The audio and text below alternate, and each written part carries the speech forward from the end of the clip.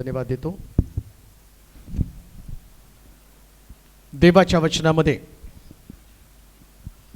एका परिवाराचं जीवन किंवा पारिवारिक जबाबदाऱ्या लेकरांना वाढवण्यासाठी आणि या जगामध्ये वावरत असताना कशा पद्धतीनं आमची लेकरं देवाच्या भयात, देवाच्या सानिध्यामध्ये वाढावी. कारण बायबल सांगतं की जेव्हा प्रभू येशू ख्रिस्त ढगावरती बसून येईल आणि आल्यानंतर प्रत्येक परिवाराकडनं आपल्या कुटुंबातल्या सदस्यांचा, विशेष करून लेकरांचा हिशोब प्रभू घेणार आहे. म्हणून विश्वासणाऱ्या व्यक्तीनं लेकरं वाढवताना ज्या जबाबदाऱ्या पार पाडणं गरजेचं आहे. जेव्हा तुम्ही अनुवादाच्या पुस्तकामध्ये गेला तर अनुवादाच्या पुस्तकाच्या मला वाटते 6व्या अध्यायाच्या 1-3 वचनामध्ये, 1 पासून 3 पर्यंतच्या वचनामध्ये मोशेला देवानं नियमशास्त्र दिलं आणि या नियमशास्त्रामध्ये काही गोष्टी कटाक्षानं त्याला समजावून सांगितल्या. एक परिवार म्हणून, परिवारातले लोक म्हणून ज्या पद्धतीनं प्रभू अपेक्षा करत आहे कुटुंबातल्या प्रमुखाकडनं. वाचूया अनुवादाचं पुस्तक 6वा अध्याय 1-3 वचन. सर्वात मोठी आज्ञा, सर्वात मोठी आज्ञा, तुमचा देव परमेश्वर याने, तुमचा देव परमेश्वर यानं जी आज्ञा आणि जे विधी व नियम तुम्हाला शिकवण्याची मला आज्ञा केली आहे, तुम्हाला शिकवण्याची मला आज्ञा केली आहे, ते हे तुम्ही जो देश वतन करून घेण्यासाठी पैलतीरी जात आहात तेथे तुम्ही ते पाळावे. त्याचे जे सर्व विधी व आज्ञा मी तुला सांगत आहे, त्या तू व तुझे पुत्र पौत्र यांनी तुझा देव परमेश्वर याचे भय बाळगून पाळाव्या, म्हणजे तू दीर्घायू होशील. म्हणून हे इस्रायला श्रवण कर आणि त्या काळजीपूर्वक पाळ, म्हणजे तुझे कल्याण. आम्ही पाहतो की आम्हाला वाटतं आमचं कल्याण व्हायला पाहिजे. या पृथ्वी तलावर आम्ही राहतो, आम्ही देवाजवळ प्रार्थना करतो, आम्ही विश्वास ठेवतो, आम्ही धार्मिक सर्व क्रिया करतो आणि असं वाटतं आमचं कल्याण व्हावं, आमच्या लेकरांचं कल्याण व्हावं. कामिनीला आणि मुन्नाला त्याच्या डोक्यामध्ये तेच असेल. एक लेकरू जन्माला आल्यानंतर काय कल्पना डोक्यामध्ये असते? या लेकराला आम्ही जन्म दिला आणि या लेकरानं आमचा आनंद परिपूर्ण व्हावा किंवा माझ्या कुटुंबातला तो आनंद मला मिळावा. परंतु देवाचे काही नियम देवानं त्या इस्रायल लोकांना दिले आणि त्याच्यामध्ये असं म्हटलं सगळ्यात मोठी आज्ञा. काय लिहिलं? टायटल काय होतं त्याचं? सर्वात मोठी आज्ञा. कोणती आज्ञा आहे? ठीक आहे, मी चर्चला जातो, 6 दिवस श्रम कर, 7वा दिवस तुझा देव परमेश्वर याच्या प्रित्यर्थ पवित्रपणे पाळ, पण ही सगळ्यात मोठी आज्ञा नाही आहे. कोणती सगळ्यात मोठी आज्ञा आहे? देव त्याच्या वचनाच्या बाबतीमध्ये गंभीर आहे आणि तो म्हटला की तुम्हाला ज्या देशामधनं घेऊन जात आहे त्या देशामध्ये गेल्यानंतर तुम्हाला पहिल्यांदा जर काळजीपूर्वक, मनपूर्वक तुमचं देवावरती प्रेम आहे आणि तुमचं देवावरती प्रेम आहे हे दाखवण्यासाठी तुम्हाला काय करावं लागलं? वचन तुम्ही तर पाळताच आणि तुमच्या लेकरांनी पण वचन पाळलं पाहिजे. आमच्या लेकरांना वचन आम्ही शिकवण्याची आमची जबाबदारी. तुम्ही शिक्षण लेकरांना देता, चांगल्या प्रकारचं शिक्षण, परंतु एक गोष्ट ध्यानात ठेवा, शिक्षण कोणत्याच लेकरांना सुसंस्कृत बनवत नाही, पण परमेश्वराचं वचन आमच्या लेकरांना आज्ञेमध्ये राहायला शिकवतं. आणि म्हणून ज्या पद्धतीनं परमेश्वर इस्रायल लोकांना मोशेच्या द्वारे समजावून सांगत आहे, शिफाली वाढत असताना तिचं आणि तिच्या परिवाराचं आणि मंडळीचं लक्षात ठेवा.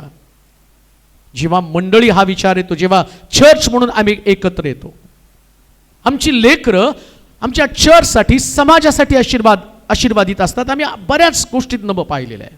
मोशेच्या जन्मासंबंधानं जेव्हा मोशे जन्माला आला त्याच्या जन्मासंबंधानं म्हटलं गेलं की हा इस्रायल लोकांना मिस्रातनं गुलामगिरीतनं बाहेर काढणार आहे. मानोहा त्याची पत्नी देवाच्या दासाकडे जाऊन प्रश्न करते, जन्माला येणाऱ्या लेकराचं संगोपन आम्ही कसं करावं? हा प्रश्न आहे, प्रत्येक परिवाराचा तो प्रश्न आहे. कोणता? लेकराचं संगोपन. ज्या कुटुंबाला लेकराच्या संगोपनाचा प्रश्न सुटत नाही ते कुटुंब दीर्घायुष्य कधी होत नाही बरं का. इथं लिहिलंय वचनामध्ये. का हो दीर्घायुष्य? तो म्हटला तू वचनं जर तुझ्या लेकरांना शिकवशील आणि तुझे लेकरं वचनं पाळतील तर तुम्ही दीर्घायुष्य व्हाल. म्हणजे काय? माणूस मरतो कशाने? लेकराच्या चिंतेने मरतो. सगळ्या चिंता लेकरांच्याच आहेत. ऐकत नाहीत, मनाच्या मर्जीप्रमाणे इच्छेप्रमाणे वागतात. मग मनाच्या इच्छेप्रमाणे मर्जीप्रमाणे वागण्यासाठी कारणीभूत का ठरले? याचं कारणच आहे, जेव्हा वचन शिकवण्याची वेळ आली तुम्ही ती जबाबदारी पाळकावरती टाकली, तुम्ही ती जबाबदारी चर्चवरती टाकली. पण चर्चवरती पाळकावरती जबाबदारी नाही, ती प्रत्येक परिवाराची जबाबदारी आहे. प्रत्येक परिवार वचनामध्ये त्याने घडून गेला पाहिजे. मी जेव्हा तिमोथेच्या पत्रामध्ये, मला वाटतं त्याच्या दुसऱ्या अध्यायाच्या आणि दुसरा अध्याय दुसरे तिमोथी आणि त्याचा पहिला अध्याय आणि त्या पहिल्या अध्यायामध्ये जेव्हा तुम्ही जाता आणि त्याच्यामध्ये मला वाटतं 3 आणि 4 वचनं, 2 पासून काहीतरी वचनं, 3 पासून 4 पर्यंतची वचनं जर वाचली तर आम्हाला 5 पर्यंतची वचनं. हा, मी आपल्या प्रार्थनात रात्रंदिवस तुझे स्मरण अखंड करीतो आणि तुझे अश्रू मनात आणून तुझ्या भेटीनं मी आनंदभरित व्हावे म्हणून तुला भेटण्याची फार उत्कंठा बाळगतो. तुझ्यामध्ये असलेल्या निष्कपट विश्वासाची मला आठवण होऊन ज्या देवाची माझ्या पूर्वजांपासून चालत आलेली सेवा मी शुद्ध विवेक भावाने करतो. त्याचे मी आभार मानितो. तो विश्वास पहिल्यानं तुझी आजी लोईस हिच्या ठाई होता. तुझी आई युनिके हिच्या ठाई होता आणि तोच तुझ्याही ठाई आहे. 3 पिढ्या वचन पाळणाऱ्या पिढ्या आहेत. कसं घडलं हे? या अनुवादाच्या पुस्तकामध्ये सांगितलं होतं. सगळं शिकवतो पण देवाच्या वचनाच्या बाबतीमध्ये काय? तुमच्या लेकरांना शिफालीला, मीच तो शिफालीच म्हणत नाही, आमच्या लेकरांना जर ट्रॅकवरती राहायला पाहिजे तर त्यांना देवाचं वचन शिकवलं पाहिजे. तेही मग तितकं महत्त्वाचं आहे. त्याच्यासाठी चांगल्या चर्चची गरज आहे, चांगल्या गायडन्सची गरज आहे, चांगल्या मार्गदर्शनाची गरज आहे. देवाचं वचन समजावून सांगायला. का मोशे प्रौढ झाल्यावर पाप करण्यासाठी त्याचं मन परावृत्त झालं नाही? तो तरुण होता. का योसेफ तरुण असताना पाप करण्याकडे परावृत्त झाला नाही? का पाप सोडून तो पळाला? प्रभू येशू ख्रिस्त 30व्या वर्षी डोंगरावरती गेल्यावरती सैतानानं 3 प्रकारच्या मोहामध्ये त्याला अडकवलं. का त्या मोहामध्ये अडकला नाही? त्याचं कारण शास्त्रामध्ये लिहिलं. 9 वर्षाचा असताना शास्त्री आणि पुरुषांबरोबर देवाच्या वचनातनं तो वाद करत होता. कोणी शिकवलं त्याला हे वचन? त्याचं उत्तर पवित्र शास्त्रामध्ये देतं की मरिया नीतिमान होती मरिया. हे नीतिमत्व, हे धार्मिकता तिमोथेला पौल त्या ठिकाणामध्ये सांगत आहे की तुझी आजी लुईस, तिच्याकडे जे सेवेचं अंतःकरण, मला वाटतंय वाचा बरं ते वचन. 3 रात्रंदिवस प्रार्थनेमध्ये आठवण करतो. आपल्या प्रार्थनात रात्रंदिवस तुझे स्मरण अखंड करतो आणि तुझे अश्रू मनात आणून तुझ्या भेटीने मी आनंदभरित व्हावे म्हणून तुला भेटण्याची फार उत्कंठा बाळगतो. तुझ्यामध्ये असलेल्या निष्कपट विश्वासाची मला आठवण होऊन ज्या देवाची माझ्या पूर्वजांपासून चालत आलेली सेवा मी शुद्ध विवेक भावाने करतो. त्याचे मी आभार मानतो. तो विश्वास पहिल्याने तुझी आजी लोईस. पौलाला, आता मी पौलाचं बाजूला काढतो, पास्टर मनोज तेलोरे या विषयी थोडंसं विचार करा. जसं पौल म्हणतो तिमोथेला तुझ्या आजीमध्ये विश्वास होता. आता मी असं म्हणेल तुझ्या कांचन आजीमध्ये विश्वास होता, कामिनीमध्ये विश्वास होता. आता त्या कामिनीला, आजीला मी पाहिलं, कांचन लोखंडेना मी पाहिलं, कामिनीला मी पाहिलं. आता पौल काय म्हणतो? तिमोथेया तोच विश्वास मला तुझ्यामध्ये पाहिजे. आता हा विश्वास येणार कसा कशी तुमची लेकरं विश्वासामध्ये वाढणार आहेत. म्हणून सगळ्या गोष्टीची आम्ही खबरदारी घेतो, प्रत्येक गोष्टीची आम्ही काळजी घेतो. विश्वासासंबंधानं काय, एक गोष्ट ध्यानात ठेवा, देवाच्या वचनामध्ये असं लिहिलंय, विश्वास वाढते न. देवाचं वचन जर ऐकलं ना तर आमची लेकरं विश्वासामध्ये वाढणार आहे. परंतु नाही, आम्हाला असं वाटतं की आमची लेकरं कसं काय देवाचं वचन लहानपणापासून ऐकू शकतील. अहो, ती लहानपणापासून जेव्हा तिला काय येत नव्हतं ना, शिपालीचं मला आठवतंय, तिला काय येत नव्हतं तर फक्त आवाजानं हात करत होती, चर्च चालू झालं, चला तिकडं चला तिकडं. आणि मला आठवतं की एकदा प्रार्थनेसाठी लोक सगळे पुढे येत होते, त्या काय अनॉइंटिंग तिच्यामध्ये होतं, ती रडत रडत प्रभूजवळ प्रार्थना करते. एवढ्या कमी वयामध्ये अभिषेक वय पाहत नाही, अभिषेक अभिषेक असतो प्रियानो, अभिषेक हा अभिषेकच असतो. त्या अभिषेकानं आमची लेकरं चालली पाहिजे. ती मग त्याला उत्तेजन देताना तो काय म्हणतो की तुझ्या आजीमधला विश्वास आहे. तो विश्वास कोणता विश्वास, काय होतं त्यांच्याकडं, कांचन लोखंडेकडे काही नव्हतं, कुठं राहत होते, काही नव्हतं, पण विश्वास होता ना. आता त्या विश्वासानं एवढं विश्व निर्माण केलं. जर या शिफालीमध्ये तो विश्वास असला तर किती मोठं जग ते निर्माण करेल. कल्याण आहे हो त्याच्यामध्ये.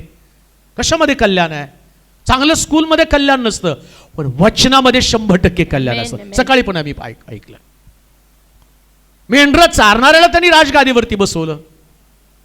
मग त्याच्यामध्ये काय होतं, दाविदामध्ये आणि त्याच्या भावांमधलं वेगळं पण काय होतं. दाविदाचं स्तोत्र वाचा, सगळी स्तोत्र वाचून काढा, तुम्हाला कळेल दाविदाचा विषय तर फक्त देवच आहे, दुसरा विषयच नाही त्याचा. तुझ्या सानिध्यात उभं राहणाऱ्याची केवढी धन्यता. मी परमेश्वराजवळ एक वरदान मागितलं, ते हे की माझ्या तुझ्या मंदिरात माझी वस्ती व्हावी. हा शिकला हो, काय शिकवायचं आहे.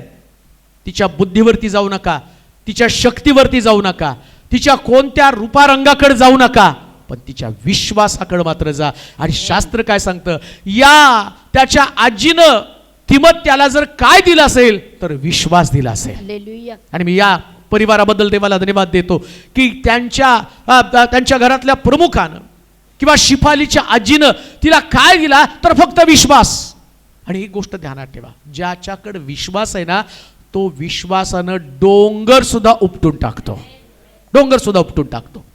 तो विश्वास कसा हा विश्वास असणार आहे, रोज प्रतिदिवशी उठता बसता चालता बोलता फक्त देवाचं वचन त्यांच्या संगती बोला. तुम्ही जगाचे व्यवहार बोलताल, तुम्ही इकडच्या तिकडच्या गोष्टी बोलाल, लक्षात ठेवा आमची लेकरं विश्वासामध्ये वाढण्यासाठी फक्त देवाचं वचनच बोललं पाहिजे. म्हणून इस्रायल लोक रानातनं निघाले, देवानं वाटेमध्ये त्यांच्याकडे अनेक चमत्कार केले. अरण्यातला त्यांचा प्रवास, त्या प्रवासामध्ये देवानं जेव्हा त्यांना भूक लागली तेव्हा स्वर्गातनं मान्ना पाठवला. जेव्हा त्यांना तहान लागली त्यास मोशेच्या हातामध्ये काठी दिली आणि काठीला त्या खडकावरती आपटायला सांगितलं, पाणी काढलं. त्यानंतर आम्ही पाहतो इतके सगळे आशीर्वाद. 40 वर्षाच्या प्रवासामध्ये त्यांचे कपडे फाटले नाही, त्यांचे बुटं आणि त्या फाटले नाही, वाढवलं. आणि प्रभू ते सगळं करताना आता 40 वर्ष वचनामध्ये वाढलेले लोक आता प्रभू या मोशेला डोंगरावरती बोलवतो. कशासाठी बोलवतो माहिती का, तो म्हटला या लोकांनी कालपर्यंत अभिवचनामध्ये चालले, आता त्यांनी आज्ञेमध्ये चाललं पाहिजे, अभिवचनांमध्ये चालले. त्यांनी मागितलेली प्रत्येक गोष्ट मी त्यांना दिलेली. ही आमची साक्ष आहे, ही आमची साक्ष आहे. 30 वर्ष मी या मंडळीला त्यांचं पालकत्व करतो, 30 वर्ष हा परिवार माझ्याबरोबर आहे. 30 वर्षामध्ये घडलेल्या साक्षी मी पाहतो, 30 वर्षामध्ये प्रभूनं त्यांच्यासाठी काय काय केलं पाहतो. आता 40 वर्षानंतर देव मोशेला वर बोलवतो. मला सुद्धा कदाचित आजच्या संदेशामध्ये प्रभूनं वर बोलवलं आणि सांगितलं 30 वर्षामध्ये अभिवचनांमध्ये चालले, आता या परिवारानं देवाच्या आज्ञेमध्ये त्यांनी चालावं. आणि मोशेला त्यानं त्या दगडी पाट्या दिल्या. आता मोशेला दगडी पाट्या दिल्यावर तो काय म्हणतो माहिती का, तू या दगडी पाट्या आणि असणारा हा जो मान्ना आहे, हा मान्ना काय कर तर एका पात्रामध्ये जमा कर. का, जर तुझी लेकरं तुमची लेकरं विचारतील ना हे काय आहे, तर त्यांना सांगायचा अरण्यामध्ये प्रभूनं आम्हाला मान्ना पाठवून तृप्त केलेला आहे. हा अनुभव आहे, हा अनुभव आहे. हीच आमची शिदोरी आहे. कोणती शिदोरी आहे, चांगला जॉब, चांगलं शिक्षण. अहो, चांगला जॉब आणि चांगलं शिक्षण तुमच्या लेकरांना जीवन देऊ शकणार नाही, पण 100% देवाचं वचन त्यांना जीवन देणारं वचन आहे. हे देवाचं वचनच त्यांना जीवन देणार. म्हणून इथं काय म्हटलेलं आहे, तुझ्या आईमध्ये तो विश्वास आहे. वाचा बरं ते वचन. तो विश्वास पहिल्याने, तो विश्वास पहिल्यांदा तुझी आजी लोईस, तुझी आजी लोईस हिच्या ठाई होता. हिच्या ठाई होता. तुझी आई युनिके, तुझी आई युनिके. आता युनिके जाऊन कामिनी. आधी तो विश्वास कोणामध्ये होता? कांचन लोखंडेमध्ये. आता त्यांचा विश्वास कोणात यायला पाहिजे? कामिनीमध्ये. ते लक्षात ठेवा. मोशे हा जो पौल काय म्हणतो माहिती का, माझे पूर्वज सेवा करत होते, आमचे पूर्वज सेवा करत होते. आता पूर्वजांनी सेवा केली तर पूर्वजांची सेवा मी करणार आहे. ती सेवा, तोच विश्वास, तेच समर्पण, तेच प्रभुपद प्रती असणारी श्रद्धा, जी श्रद्धा एका विश्वासणाऱ्या व्यक्तीला परिवारामध्ये आवश्यक आहे. तुमच्या परिवारामधली धार्मिकता, तुमच्या परिवारातलं समर्पण तुम्हाला एक चॅलेंज करत आहे की सेवेमध्ये आमचा परिवार असावा. आणि ते तिमोथेला आता समजावून सांगत आहे. शिफालीला पण मी तेच समजावून सांगेल. शिफाली, काही नाही केलं तर प्रभूची सेविका मात्र बन. आमेन. प्रभूच्या सेवेमध्ये राहा. प्रभूच्या सेवेसारखं प्रोटेक्शन जगामध्ये दुसरं कोणतं नाही. सेवा म्हणजे प्रीचिंग नाही. सेवा म्हणजे काय नुसता संदेश सांगणं नाही.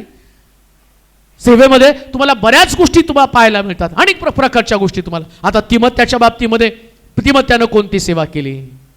काय तिमोथेची सेवा होती? जे शिक्षण हा तिमोथी पौलापासून मिळवत होता ना, आणि त्या शिक्षणाप्रमाणे तिमोथी चालत होता. ही सेवा आहे. सेवा म्हणजे काय? देवाच्या आज्ञेचं पालन करणं.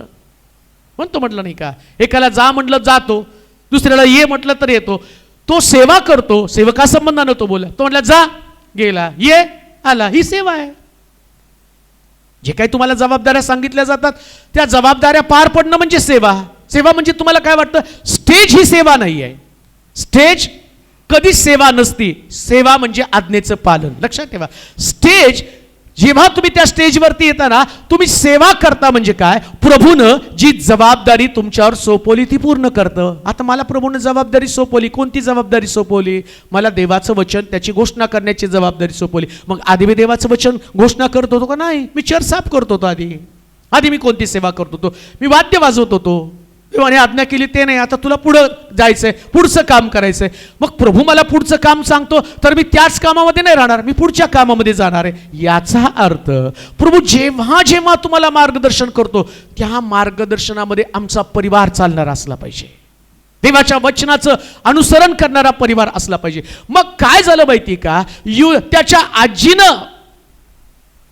त्याच्या आजीनं जो विश्वास तिच्यामध्ये होता तो विश्वास, आता इथं जर तुम्ही बघितलं, आजीतला विश्वास म्हणजे सासून सुनेकडं, असं म्हणतात नाही का, लग्न झाल्यावरती सून मॅच्युअर झाली मग कमरेच्या चाव्या काढून सासू सुनेच्या स्वाधीन करती, तू ती इथून पुढे तू घराची मालकीन. आता त्यांच्याकडे चाव्याच नव्हत्या तर देणार कुठं नाही का.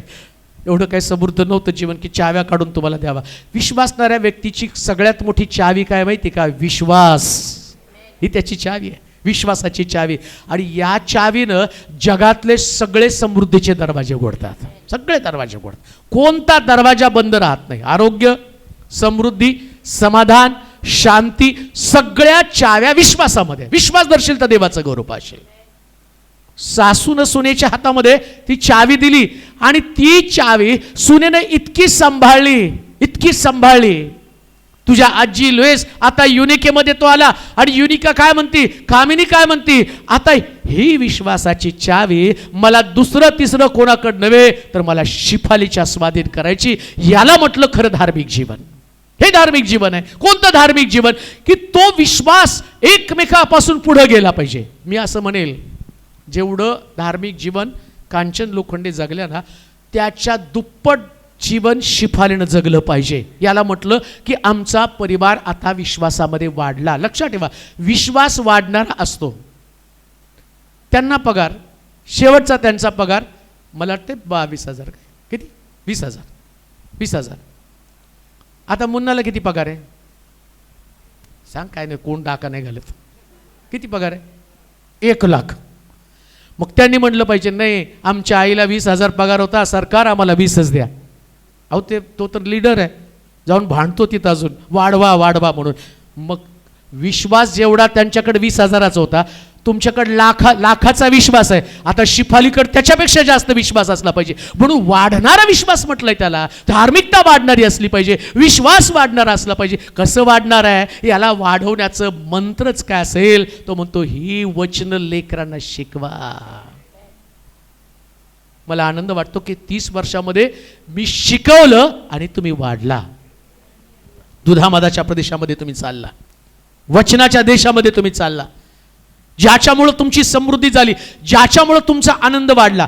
म्हणून तो म्हणतो तुझ्या आजीमध्ये होता आणि आता तुझ्या आईमध्ये विश्वास आहे. पुढे काय म्हटलंय, आणि तोच तुझ्याही ठाई आहे. कसला विश्वास आहे पण तोच तुझ्याही ठाई आहे. परत वाचत आहे. तो विश्वास पहिल्याने हा तुझी आजी लोईस हा. हिच्या ठाई होता, तुझी आई युनिके हा. हिच्या ठाई होता, हा. आणि तोच तुझ्याही ठाई आहे. तो तुझ्याही ठाई आहे असा मला भरोसा आहे. असा मला भरोसा आहे. पाऊलाला भरोसा आहे, पास्टर तेलोरेला आहे का? प्रश्नचिन्ह. पाऊल काय म्हणतो माहिती का, तो विश्वास, मी आता म्हणेल शिपाली, तो विश्वास तुझ्या आजीमध्ये होता, तो विश्वास कामिनीमध्ये होता, आता तो विश्वास तुझ्यामध्ये आहे असं पौल ठणकावून सांगतो. मला त्यावेळेस आनंद होईल जेव्हा मी 3 पिढ्याचं वर्णन करेल, त्यावेळेस सांगेल कांचन लोखंडमध्ये असणारा विश्वास शिफालीमध्ये आहे. आणि कोण करणार आहे, हे मंडळी नाही करणार, हा परिवार करणार आहे. मग आता या आईवडिलांचं कर्तव्य काय, पेरत राहणं हो. विश्वास पेरा, धार्मिकता पेरा, प्रार्थना पेरा. लक्षात ठेवा, चर्च जे तुम्ही शिकला, ज्या ज्या गोष्टी तुम्ही शिकला, ज्या ज्या गोष्टी तुम्ही पाळल्या.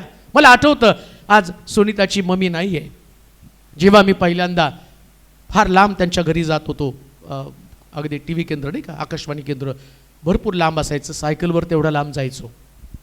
आणि गेल्यावरती मला आठवतं की ते दळणकांडण करणारी त्यांची मशीन, त्यानंतर कटिंगचं दुकान, आणि त्या दळणकांडण करणाऱ्या मशीनसमोर संधिवाताचा त्रास, आणि एवढं सगळं त्रासामध्ये ते पैसे जमा करायचे, आणि ते जमा करून असलेले पैसे माझ्या हातामध्ये द्यायचे, आणि त्यांच्या लेकरांना, सुनीताला आठवतं, ते बजावून सांगायचे, हा दशांश आहे ना लेकरांनो, मी मेले तरीसुद्धा इकडं हा दशांश न चुकता देत जा. शिकवत होते त्यांना, त्या पद्धतीने त्यांना शिकवत होते. मरण्याच्या काही दिवस अगोदर त्याच गोष्टी ते बोलत होते. मला आठवतं की त्यांचं घर विकलं गेल्यावरती, मला वाटतं 11 लाख रुपयाला काहीतरी घर विकलं होतं. ते म्हटले सगळे तुमची देणी वगैरे बाजूला ठेवा, पहिले 1 लाख रुपये आपले दशांशाचा भाग, आणि तो देवाच्या मंदिरासाठी आपण द्यायला पाहिजे. 1 लाख रुपये हा दशांश आहे, मग तुमचं सगळं देणं बिणं मिटवा.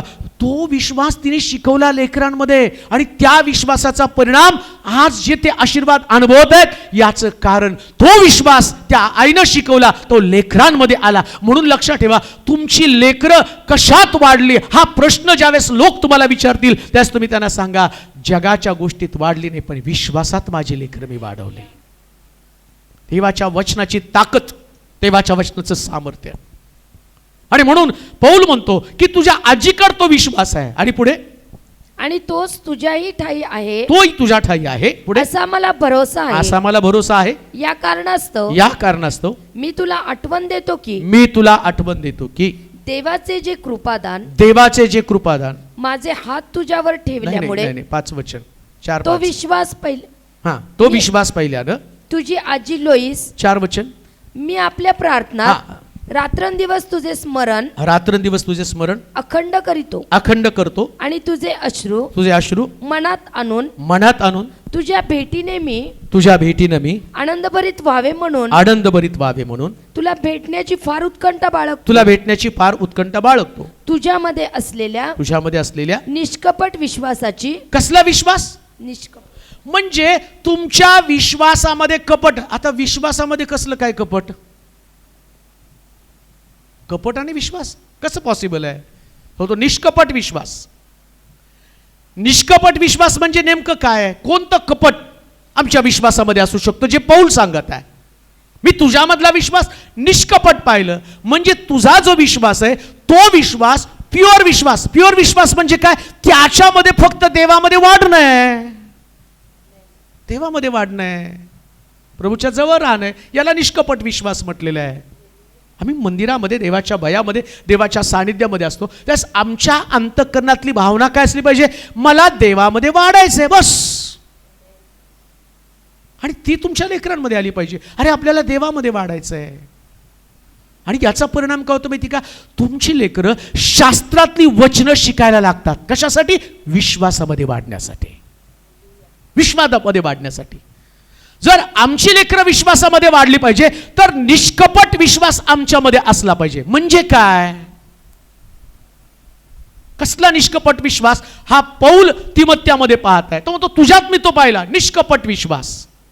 निष्कपट विश्वास नेमकं कसं? आता या पौलाला अनेक प्रकारचे शिष्य आहेत, वेगवेगळे शिष्य आहेत, मंडळीमध्ये वेगवेगळे लोक असणार आहेत, परिवारामध्ये वेगवेगळे लोक असणारे, परिवारातले सदस्य असणार. परंतु सदस्यांमधले परिवारामधली ईर्ष्या, मंडळीमधली ईर्ष्या, ही ईर्ष्या ही लेकरांना विश्वासामध्ये वाढण्यासाठी नाही आहे. ते ईर्ष्या त्यांना कोणाशी स्पर्धा नाही, त्यांना कोणाशी चुरस नाही, त्यांच्यामध्ये फक्त देवाचं भय आहे. आणि देवाचं भय त्यांना काय सांगतं माहिती का? प्रभू ढगावरती बसून येणार आहे, मला तयार व्हायचंय, मला शुद्ध व्हायचंय, मला चांगलं बनायचंय. आणि या विचारानं वाढलेली लेकरं. आणि पौल काय म्हणतो? मला तोच निष्कपट विश्वास तुझ्यामध्ये, शिफालीमध्ये आत्ता जो विश्वास आहे, आता तिच्या डोक्यात दुसरं तिसरं काही नाही. तिच्या डोक्यामध्ये फक्त मी माझा देव, मी माझं देव. आणि लक्षात ठेवा, आत्मिक जीवनामध्ये परिवाराच्या डोक्यात फक्त एकच असलं पाहिजे. यहोशुवा काय म्हणतो? तुम्हाला वाटतं त्या देवाची सेवा तुम्ही करा, मी आणि माझं घराणं तर फक्त परमेश्वराची सेवा करणार. काय लोकांना वाटतं त्याच्याशी आमचं काय संबंध आहे? लोक चांगली वागू द्या, लोक वाईट वागू द्या, हा लोकांचा प्रश्न आहे. मुळामध्ये तुम्हाला देवानं घराणं म्हणून कशासाठी बोलवलं? लोखंडी घराण्याला देवानं कशासाठी बोलवलं? निष्कपट विश्वास ठेवून. आणि तुम्ही लोकांकडे जाताना तुमच्या अंतःकरणातली भावना काय? की माझं कुटुंब, माझा परिवार, माझी लेकरं, माझा पती, माझ्या घरातले सदस्य हे ख्रिस्ताबरोबर उचलले गेले पाहिजेत. या पृथ्वी तलावरचं आमचं आयुष्य किती थोडं काय. मला मी परवा पास्टर रिचर्ड जॉन आणि जेव्हा कोणीतरी मला ते व्हिडिओ पाठवला, म्हटलं पाळक साहेब प्रेयर करा त्यांच्यासाठी. मला माहीत नव्हतं की एवढं सिरियस कंडिशनमध्ये.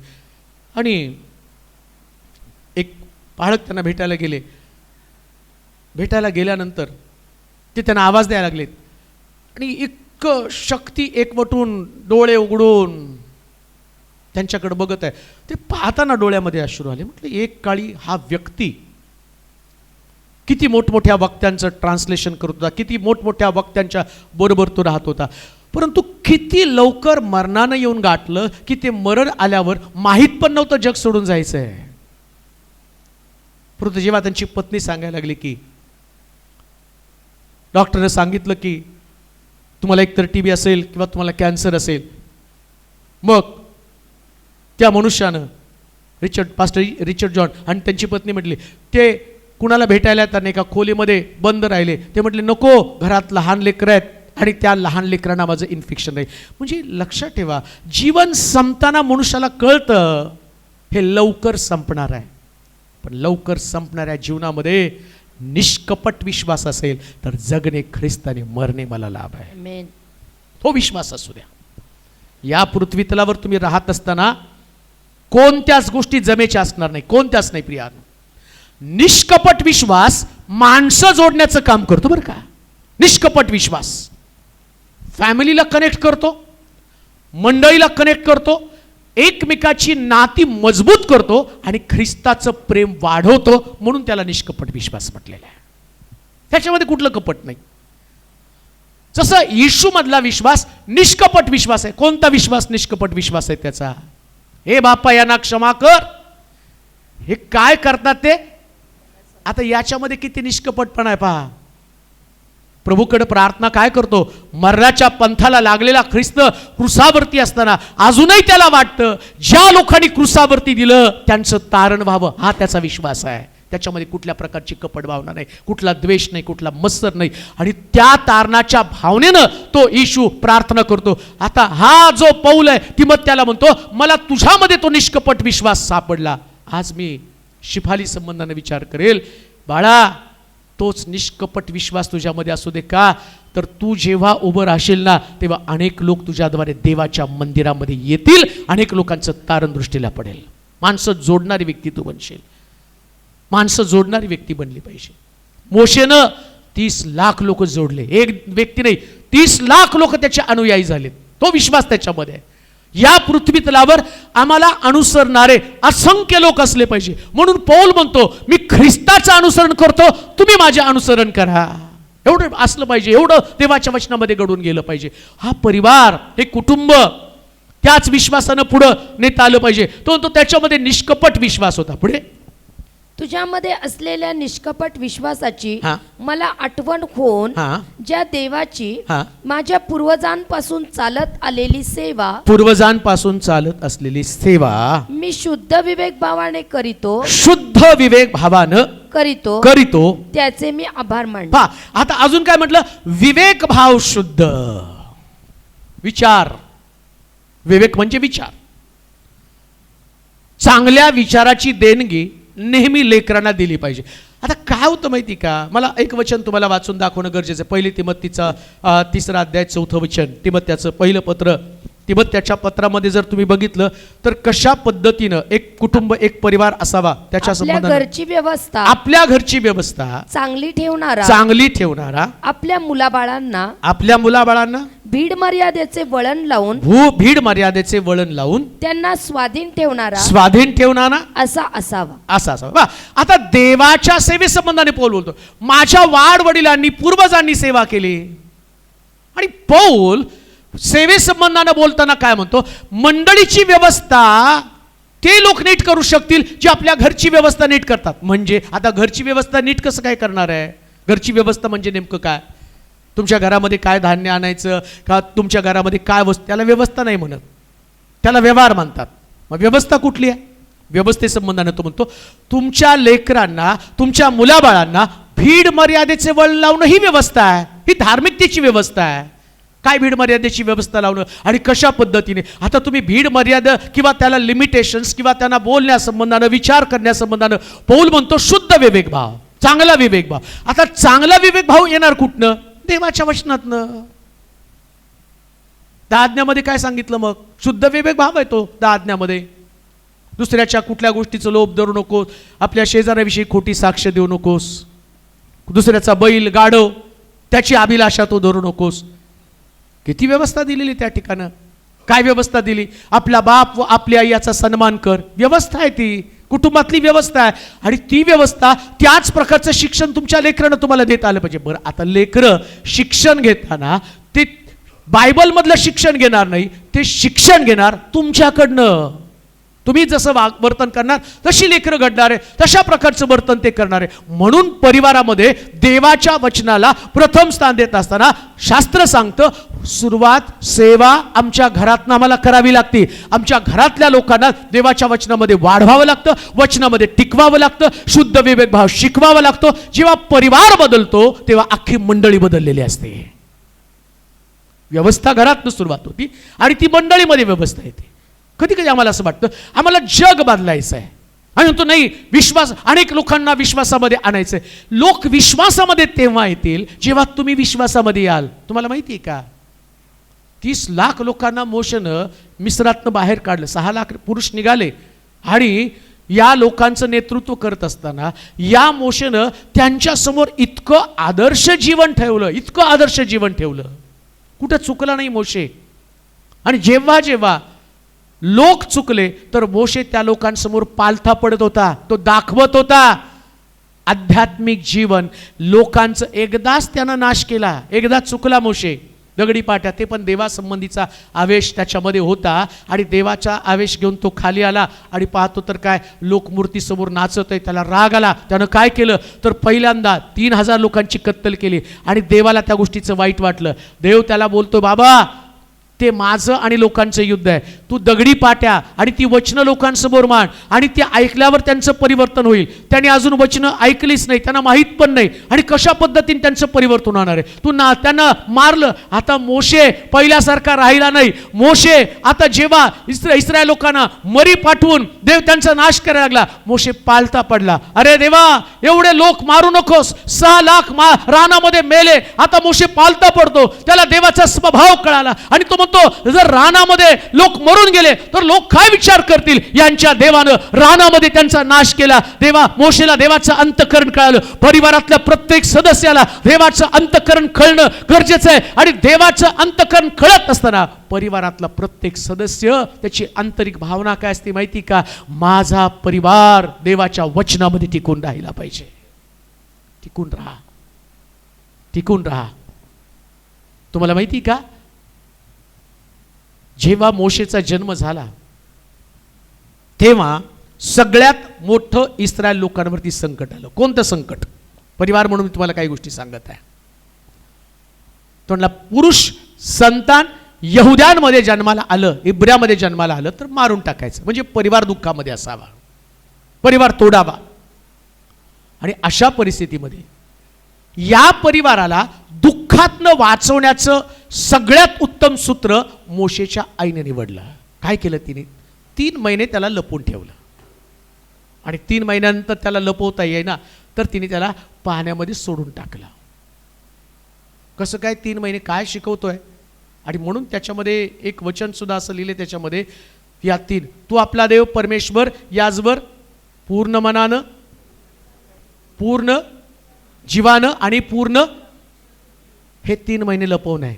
लेकरांना काय शिकवायचं? शिपाली पूर्ण मनाने, सगळं मन देवाकडे लागू दे, इकडं तिकडं तुझं चित्त कुठं लागू दे नको.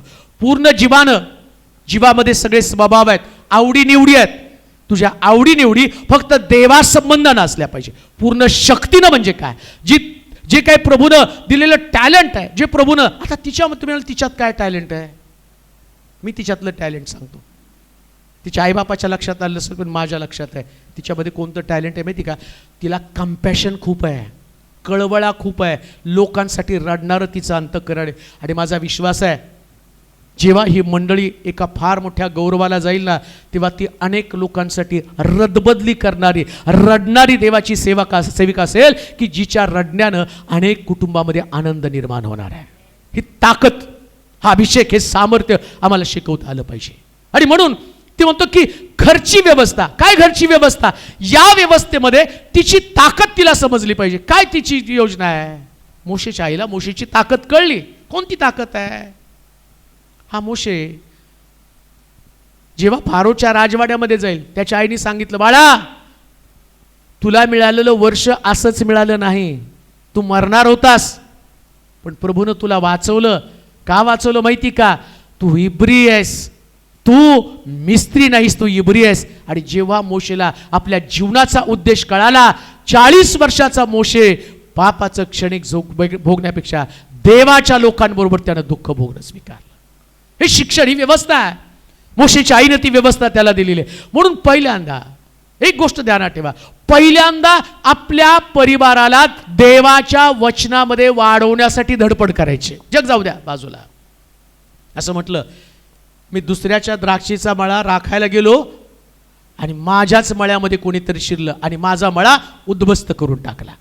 कधी कधी आम्हाला वाटतं की आम्ही दुसऱ्याचा परिवार नीट करावा. नाही, देवानं तुमचा परिवार, तुमची लेकरं, तुमची संतती, या संततीला तुम्हाला राखण करण्यासाठी दिलेलं आहे. त्यांची राखण करा. योबाने आपल्या लेकरांची राखण केली. योब आपल्या लेकरांसाठी प्रार्थना करत होता. योब आपल्या लेकरांना संरक्षण देत होता. धन्य ते लोक, धन्य तो परिवार जो पहाटे उठून आपल्या लेकरांसाठी रदबदली करत आहे.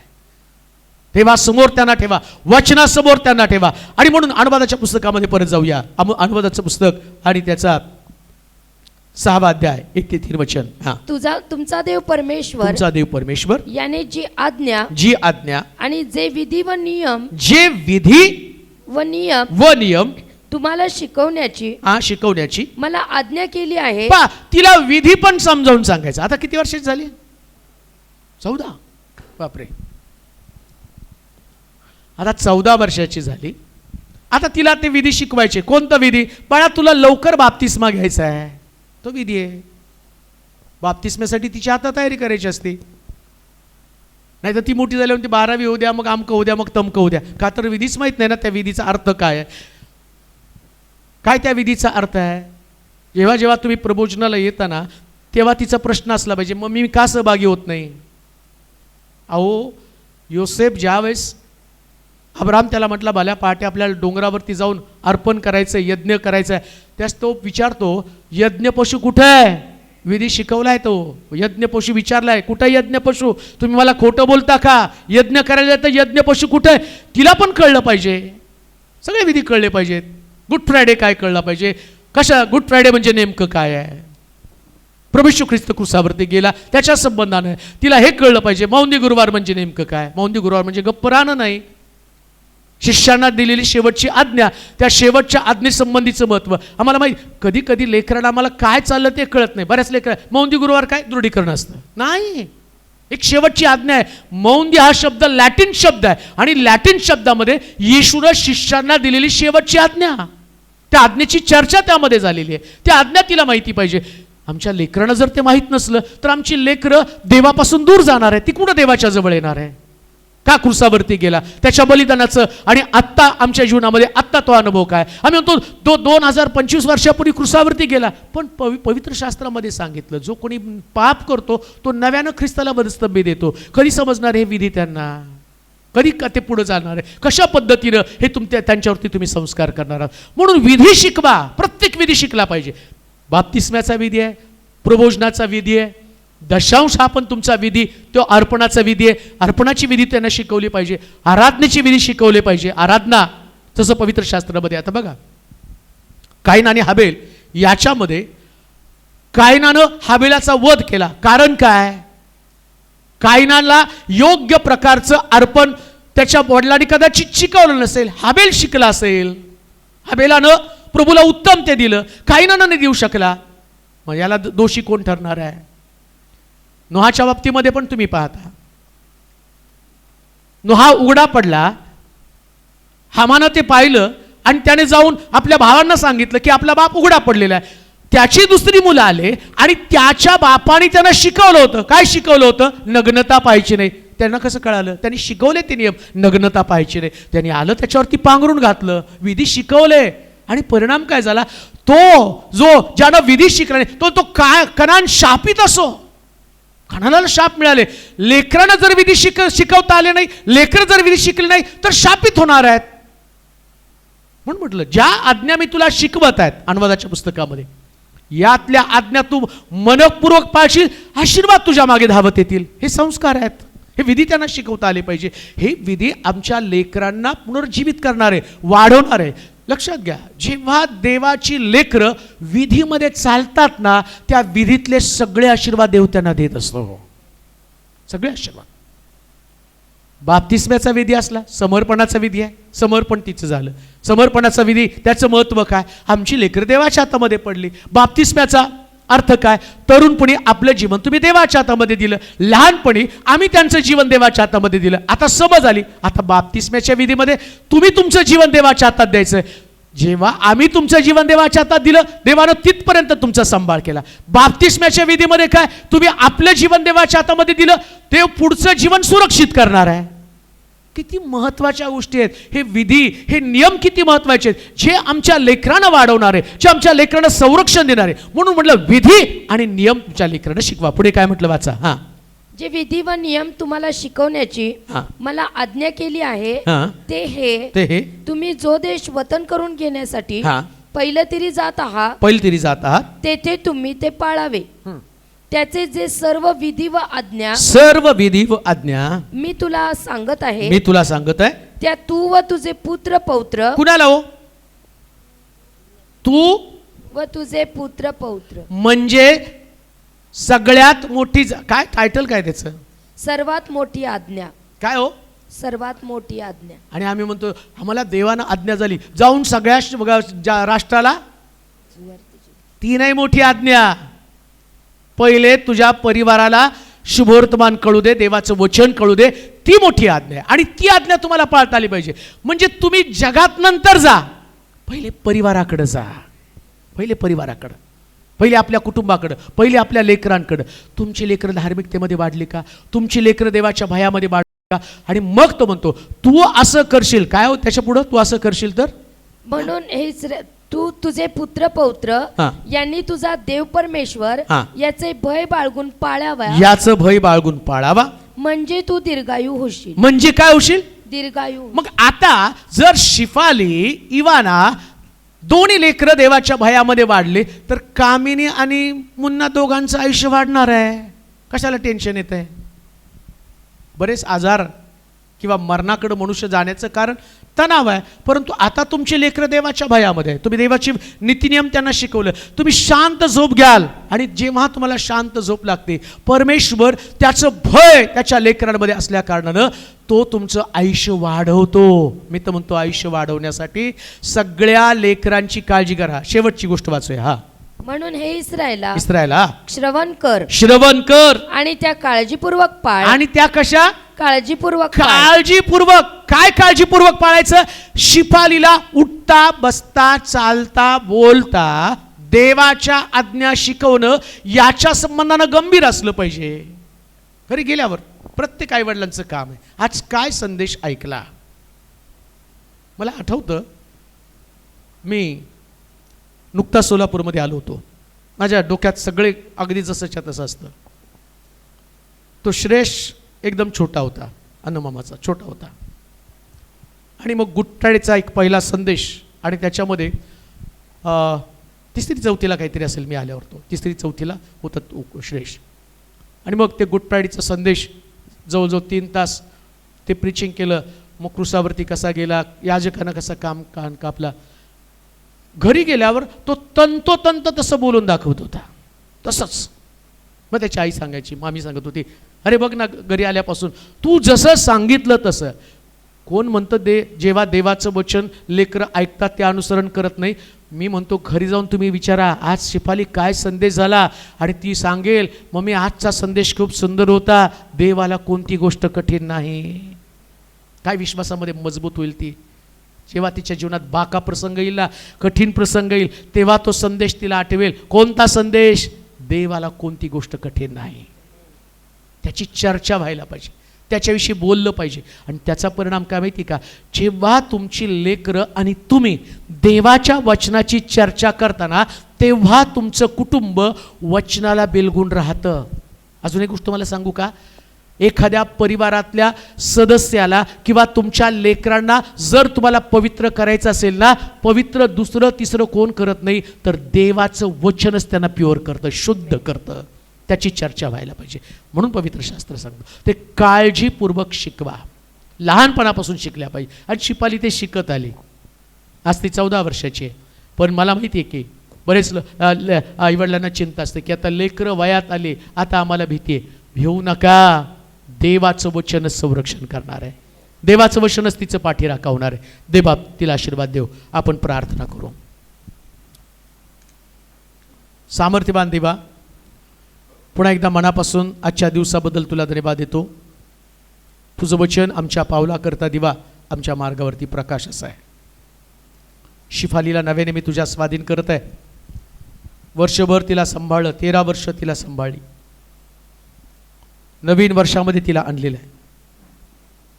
नवीन वर्षाचं सर्वोत्तम बक्षीस निष्कपट विश्वास आहे. तो विश्वास तिच्यामध्ये उत्पन्न कर. तिच्या जन्मासंबंधानं ज्या प्रकारच्या बिकट परिस्थितीमध्ये आईच्या गर्भात असतानापासून ती होती, पण तिला तू वाचवलं, तिला जीवन दिलं. मोशे पण मरणार होता, पण प्रभूनं त्याला जीवन दिलं. आणि आम्ही मोशे पाहिला. मोशेनं फार मोठा पराक्रम केला. तांबडा समुद्र दुबांगला, खडकातनं पाणी काढलं, मान्ना पाहिला, स्वर्गीय मान्ना. आणि आज मी तशीच तिच्यासाठी प्रार्थना करतो. देवा, तिला वाढव तुझ्या भयामध्ये. तिला वाढवण्यासाठी वचनाची भरपुरी सुशीलला आणि कामिनीला दे माझ्या देवा. आजीमधला विश्वास, आईमधला विश्वास, तोच निष्कपट विश्वास शिफालीचा असू दे प्रभूजी. मंडळीसाठी एक आदर्श जीवन तिने जगावं. तरुणपणामध्ये ती पदार्पण करत आहे. अशा परिस्थितीमध्ये योसेपाची शुद्धता, दानिलाची शुद्धता तिच्यामध्ये निर्माण कर. कुठल्या प्रकारच्या तणावामध्ये आम्ही नाही, कारण आम्हाला माहिती आहे आमचं घराणं सेवा करणारं घराणं आहे. त्या सेवेमध्ये त्यांना टिकवून ठेव. राखण करावी परिवाराची, राखण करावी घरच्या व्यवस्थेची. रोज कामिनीला आणि मुन्नाला एक जबाबदारी यावी. आमची लेकरं आम्हाला पाहून वाढणार आहेत. आमची लेकरं आमच्यातली धार्मिकता पाहून वचनामध्ये देवाच्या सानिध्यात वाढणार आहे. म्हणून त्यांना घडवण्यासाठी लागणारं तुझ्या वचनाची भरपुरी त्यांना दे प्रभूची. चांगलं आरोग्य तिला दे, देवाची संगती, देवाचा सहवास तिला लाभू दे प्रभूची. आणि जसं ती देवाच्या सानिध्यात वाढेल, प्रभूचा अनुग्रह तिच्यामध्ये विशेष वाढू दे माझ्या देवा. आमचं जीवन अल्प थोडंसं आहे आणि या थोड्याशा जीवनामध्ये आमचा विश्वास मात्र मोठा असावा असं होते. धन्यवाद देतो, तुझी स्तुती करतो. पुन्हा एकदा शिफाली आणि संपूर्ण लोखंडे परिवार मी तुझ्या स्वाधीन करत आहे. त्यांना वाढव तुझ्या वचनामध्ये. तुला गौरव, तुला स्तुती, तुला महिमा देत येशूच्या नावात ही प्रार्थना विनवणी केली म्हणून तो ऐक. आमेन. आता देवबापाची प्रीती, प्रभू येशू ख्रिस्ताची कृपा, पवित्र आत्म्याची सहभागिता तुम्हा सर्वांबरोबर आता आणि सदा सर्वकाळ असो. आमेन.